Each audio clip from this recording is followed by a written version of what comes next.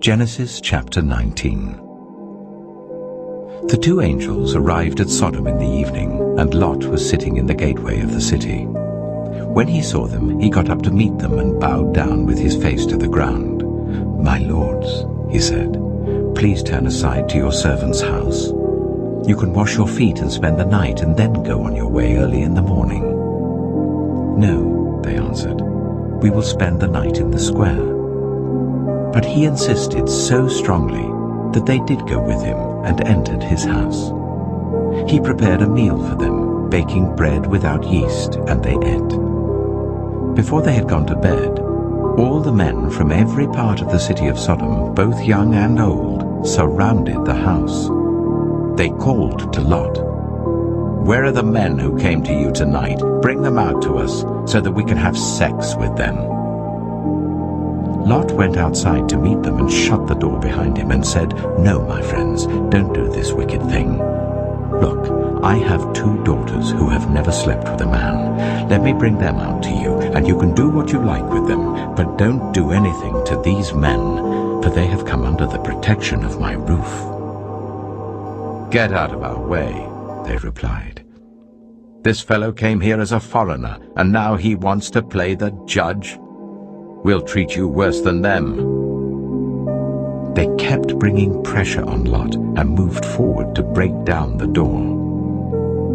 But the men inside reached out and pulled Lot back into the house and shut the door. Then they struck the men who were at the door of the house, young and old, with blindness, so that they could not find the door. The two men said to Lot, "Do you have anyone else here? Sons-in-law, sons or daughters, or anyone else in the city who belongs to you? Get them out of here, because we are going to destroy this place. The outcry to the Lord against its people is so great that he has sent us to destroy it." So Lot went out and spoke to his sons-in-law who were pledged to marry his daughters. He said, "Hurry and get out of this place, because the Lord is about to destroy the city." But his sons-in-law thought he was joking. With the coming of dawn, the angels urged Lot, saying, "Hurry! Take your wife and your two daughters who are here, or you will be swept away when the city is punished." When he hesitated, the men grasped his hand and the hands of his wife and of his two daughters and led them safely out of the city, for the Lord was merciful to them. As soon as they had brought them out, one of them said, "Flee for your lives. Don't look back. And don't stop anywhere in the plain. Flee to the mountains, or you will be swept away." But Lot said to them, "No, my lords, please. Your servant has found favor in your eyes, and you have shown great kindness to me in sparing my life, but I can't flee to the mountains. This disaster will overtake me, and I'll die. Look, here is a town near enough to run to, and it is small. Let me flee to it. It is very small, isn't it? Then my life will be spared." He said to him, "Very well. I will grant this request too. I will not overthrow the town you speak of, but flee there quickly, because I cannot do anything until you reach it." That is why the town was called Zoar. By the time Lot reached Zoar, the sun had risen over the land. Then the Lord rained down burning sulfur on Sodom and Gomorrah, from the Lord out of the heavens. Thus he overthrew those cities and the entire plain, destroying all those living in the cities and also the vegetation in the land. But Lot's wife looked back, and she became a pillar of salt. Early the next morning, Abraham got up and returned to the place where he had stood before the Lord. He looked down toward Sodom and Gomorrah, toward all the land of the plain, and he saw dense smoke rising from the land, like smoke from a furnace. So when God destroyed the cities of the plain, he remembered Abraham, and he brought Lot out of the catastrophe that overthrew the cities where Lot had lived. Lot and his two daughters left Zoar and settled in the mountains, for he was afraid to stay in Zoar. He and his 2 daughters lived in a cave. One day, the older daughter said to the younger, "Our father is old, and there is no man around here to give us children, as is the custom all over the earth. Let's get our father to drink wine, and then sleep with him and preserve our family line through our father." That night, they got their father to drink wine, and the older daughter went in and slept with him. He was not aware of it when she laid down or when she got up. The next day, the older daughter said to the younger, "Last night I slept with my father. Let's get him to drink wine again tonight, and you go in and sleep with him, so we can preserve our family line through our father." So they got their father to drink wine that night also, and the younger daughter went in and slept with him. Again, he was not aware of it when she laid down or when she got up. So both of Lot's daughters became pregnant by their father. The older daughter had a son, and she named him Moab. He is the father of the Moabites of today. The younger daughter also had a son, and she named him Ben-Ami. He is the father of the Ammonites of today. Genesis chapter 20. Now Abraham moved on from there into the region of the Negev and lived between Kadesh and Shur. For a while he stayed in Gerar, and there Abraham said of his wife Sarah, "She is my sister." Then Abimelech, king of Gerar, sent for Sarah and took her. But God came to Abimelech in a dream one night and said to him, "You are as good as dead because of the woman you have taken. She is a married woman."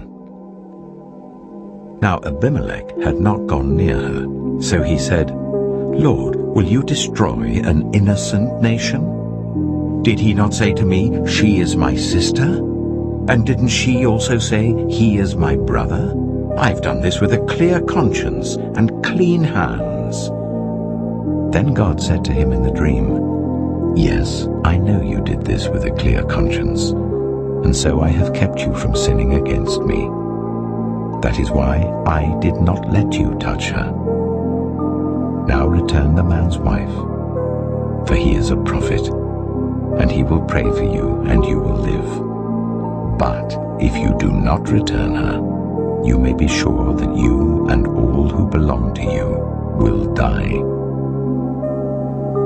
Early the next morning, Abimelech summoned all his officials, and when he told them all that had happened, they were very much afraid. Then Abimelech called Abraham in and said, "What have you done to us?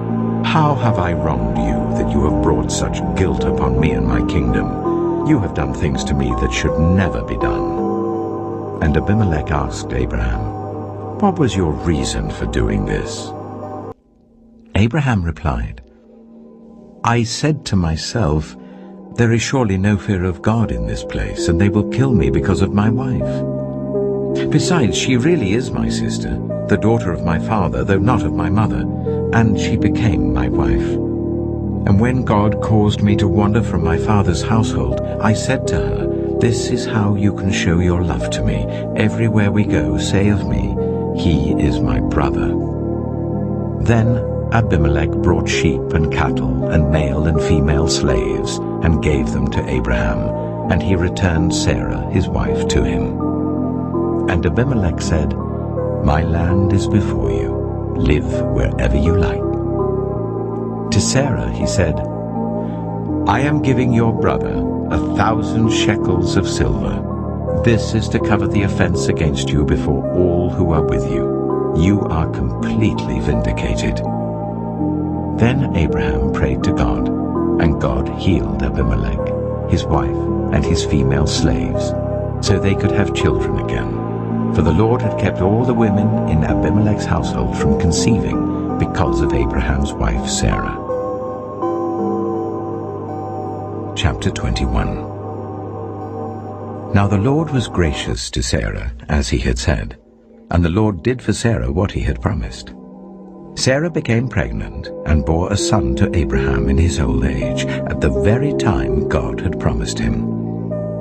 Abraham gave the name Isaac to the son Sarah bore him. When his son, Isaac, was 8 days old, Abraham circumcised him as God commanded him.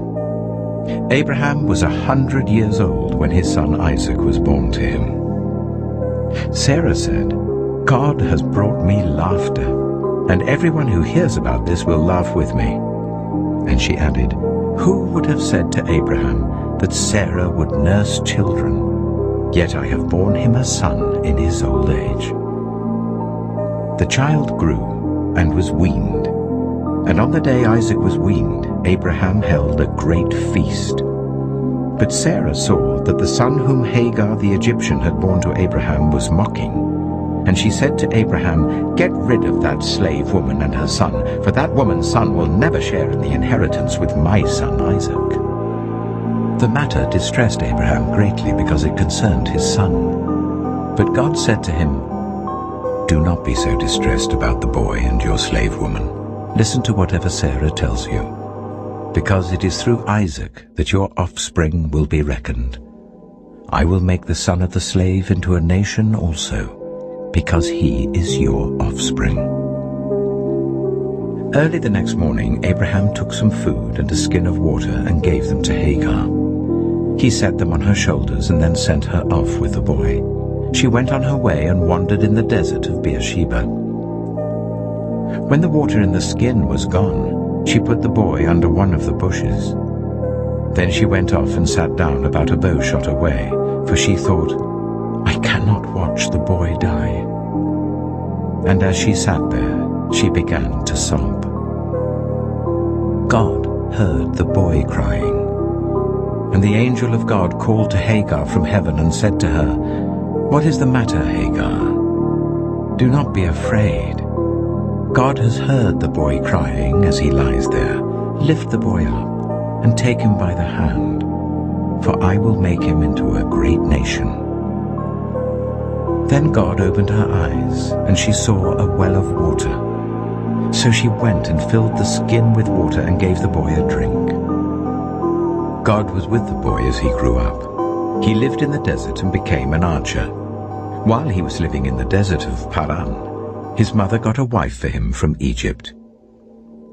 At that time, Abimelech and Phicol, the commander of his forces, said to Abraham, "God is with you in everything you do.